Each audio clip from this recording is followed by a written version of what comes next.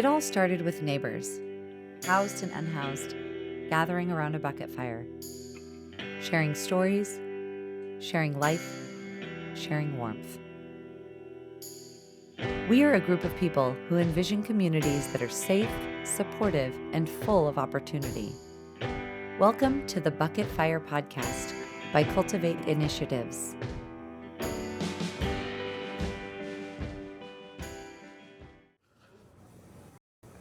Greetings, friends, neighbors. Welcome to the Bucket Fire Podcast. Today we have Tenorio joining us. Thank you for inviting me, Caleb. Yes, absolutely. This is an honor because I actually don't know much about you. Okay, well, we're gonna find out today, yeah? I guess so. But you met my mother. Yes, I did. That was quite an honor. And so I figured I got to get to know you. Right. Tell me about you. Well, I was born in Killeen, Texas. My dad is a military, Vietnam vet, so that's pretty much how I got my name, too. So basically, I guess the tale behind the name is my father and his friend Tenorio, they both had a pact that if they both survived Vietnam, they would name their firstborn sons after one another. So I got his name. I got Tenorio's name. And it means freedom in Chamorro, which is the native people of Guam and also their language. Yep. That is incredible. What a story behind the name. Yes. Thank you. So, Texas, yes. Military family. Yes. Did you move around a lot? I did. Okay. I actually started school in Germany. Yeah. So, and the first day of school was the coolest. It was like the first day of school it snowed, so we got to make ice cream, homemade ice cream out of the snow. Yeah, that was the first day of school in Germany. That's hard to keep having first days of schools that right. They're not like that, right? Right. So Germany, yes. then back to Texas. Then back to the States. So after that, we did a lot of moving. From Texas we went to Germany. From Germany we went to Fort Riley, Kansas, and then from Fort Riley, Kansas, my dad retired in the reserves at Davis Mounted Air Force Base in Tucson, Arizona. So from '84, off and on up until about 5 months ago, I've pretty much been Arizona bred, minus the few places that I have gone here and there. Okay. Yep. What made you go from Arizona to here? What spurred that?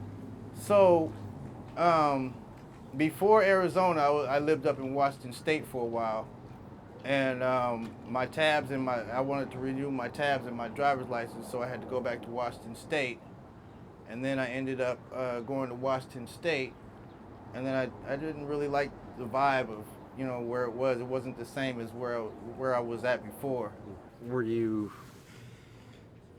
came to get a license in Washington State? Mm-hmm.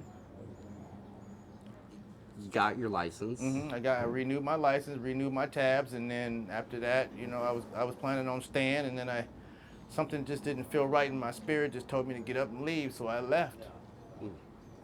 And then when I got to Portland, something said, don't go any further. Stay right here. I said, okay. You've been sleeping in your car yes. for how long? Ever since I got here. Okay. Yeah. A couple months? Yeah. Would you consider yourself homeless? Yes.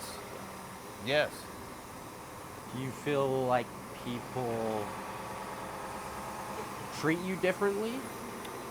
In some instances, yes, but I'm the type of person that I'm so used to, people reacting in negative ways, in different aspects of growing up around different areas and whatnot, that it doesn't really faze me, you know what I mean? It's just kind of one of those things like whatever their problem is, that's what it is to them, and I got to live my life, so I shouldn't take offense to how they feel. What is it like to live in your car for I guess after a while, you buy it as a vehicle to try to utilize it to, get from point A to point B. But after a while, when it becomes more than just getting from point A to point B, it's more like, okay, well, this is the roof over my head. I guess I got to make it work because, until I can find a better solution, what else am I supposed to do, Mm-hmm. Have you had that before? Has your vehicle been your like place of No. No. No. Just- No. so so a new experience, Yes. being in a new place, not knowing people or resources, and so you're just kind of here. I mean, how'd you find out about Cultivate Initiatives? How'd you first come to interact with us? So I ended up going to the Quaker Feed, if you know what that is.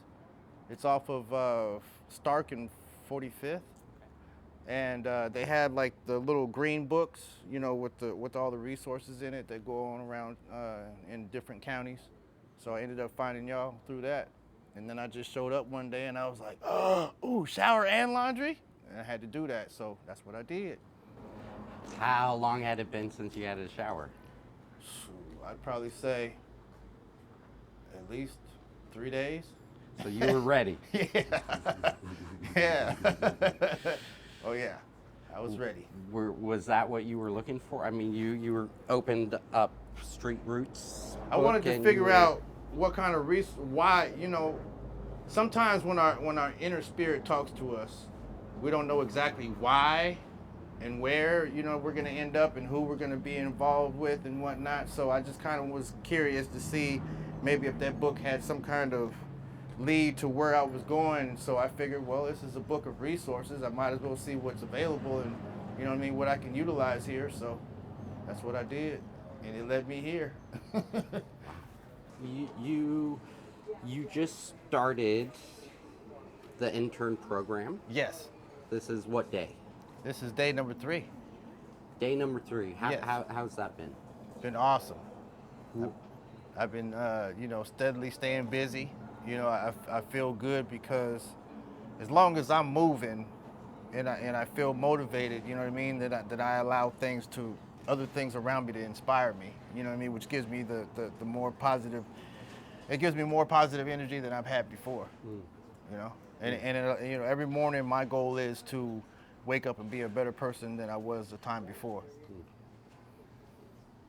Well, I know that you bring people, myself including, a lot of smiles. Yes. By your energy. Thank you. And I have a glimpse more into the adventure that you've had, Tenorio, and I'd like to talk again. Yes, we can do that. And we'll check in. Okay. But I have one final question. Yes. What was a favorite kids book or toy that you go back to, that you remember? What is it, The Giving Tree? That's the green book with the kid and the apple. Yep. I had that book. I had that book in the English version. I had the Latin version too. Yep. All right. Appreciate you. Appreciate you. Boom. I think we did it. Thank you. Giving tree. If you're inspired by the stories you heard and want to be part of positive change, visit our website, stop by for a tour, or simply say hi to a neighbor. There's always room for you around the fire.